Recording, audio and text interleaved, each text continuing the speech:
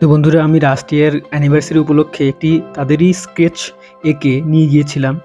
তো স্কেচটি নিয়ে যাওয়ার পরে, ঠিক আছে, ওখানকার যে সমস্ত ইউটিউবাররা যারা তোমরা চেনো আর কি, সবাইকে দেখিয়েছিলাম।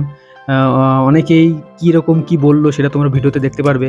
তো তারপরে প্রথমেই তোমাদের দেখাই যে এই স্কেচটা দেখে এই যে সৌরভ, রিয়া, এই চ্যানেলটা যে তোমরা অনেকে চেনো এদেরকে, এরা আমার এই স্কেচটা খুব পছন্দ করেছিল। দাদাটা নিজের হাতে টিয়া আর রাজের জন্য একটা স্কেচ বানিয়ে নিয়েছিল, যেটা খুব সুন্দর ছিল, খুবই সুন্দর। এটা নিজেদের চ্যানেলেই দেখো আপলোড করেছিল।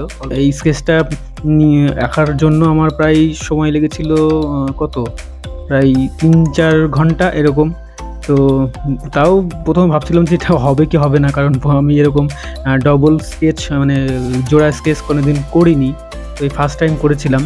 তো কতখানি কীরকম হয়েছে তোমরাই বলবে। তাছাড়া সবাইকে দেখিয়েছিলাম, সবাই কীরকম কী বললো সেটা তোমাদের দেখাবো। তো চলো পুরোটা ভিডিওটা দেখবে আর আশা করি। আর ও রাস্তিয়া কী বললো সেটাও দেখাবো।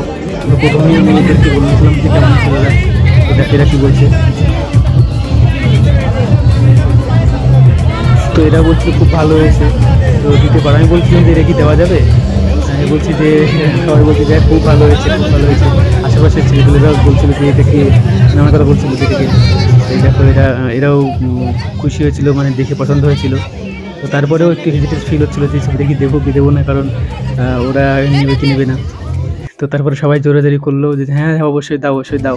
তারপরে যে গেলাম, দেখো এটা কি বলে ছবিটা দেখার পর। তো আমি বলছিলাম যে আমি কমেডি ভিডিও বানাই, মানে আমি এরকম ছবি সেরকম আঁকি না। তো বললাম যে কেমন হচ্ছে সেটা বলতে। দেখো কী বলছে এরা। রাজ, রিয়া দুজনেই বলছে খুব ভালো হয়েছে। তোমরা শুনতে পাচ্ছ, দেখতে পাচ্ছ। মানে দেখে মনে হচ্ছে যে রিয়ার খুব পছন্দ হয়েছে ছবিটা, দেখেই মনে হচ্ছে, কারণ মুখটা দেখে বোঝা যাচ্ছে খুব হাসি খুশিভাবে বলছে।